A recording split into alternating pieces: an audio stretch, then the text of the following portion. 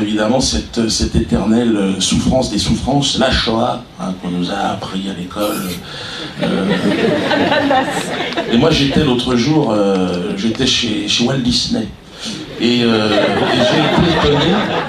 j'ai été étonné de voir comment était géré le mémorial, si vous voulez, de la souffrance des Indiens d'Amérique. C'est un spectacle qui s'appelle Buffalo, si vous voulez.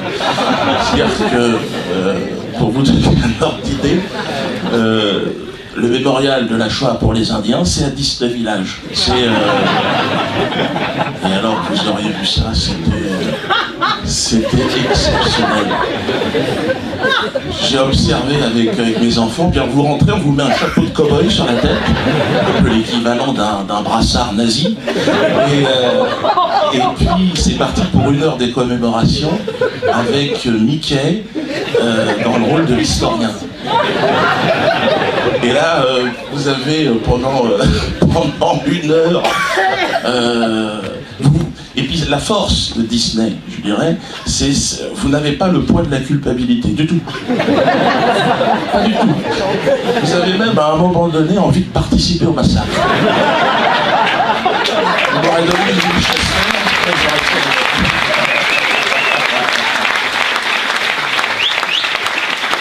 Et alors le temps fort, évidemment, de tout ça, c'est quand Sitting Bull, le vieux chef indien, descend pour parler à Buffalo, pour lui dire bon, quand même, ça suffit. Vous avez tué 90% de mon peuple, ça serait bien si vous pouviez rentrer en Europe. Et là, il y a Mickey, Pluto qui débarque et qui danse devant Sitting Bull avec 2 énormes castors géants. Là, j'ai pas très bien compris la signification des castors, mais ceux qui gèrent la Shoah devraient s'inspirer de Walt Disney.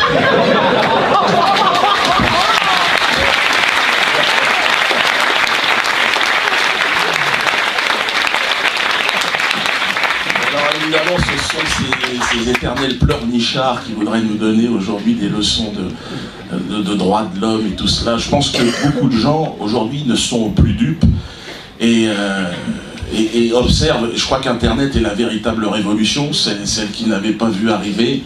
Nous sommes là, nous arrivons, la propagande médiatique c'est fini. Alors il y a l'IFOP, encore les instituts de sondage encore, une sorte de levier qu'ils ont conservé.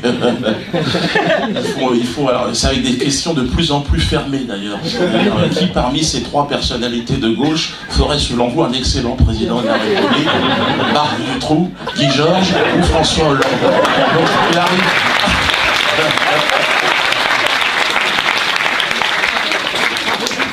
On peut quand même arriver en tête, mais de justesse devant Guy Georges.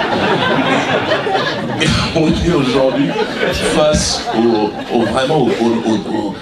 à la fin du mensonge absolu d'une société, et c'est fou de voir que pour faire rire les gens aujourd'hui, il suffit juste de dire la vérité.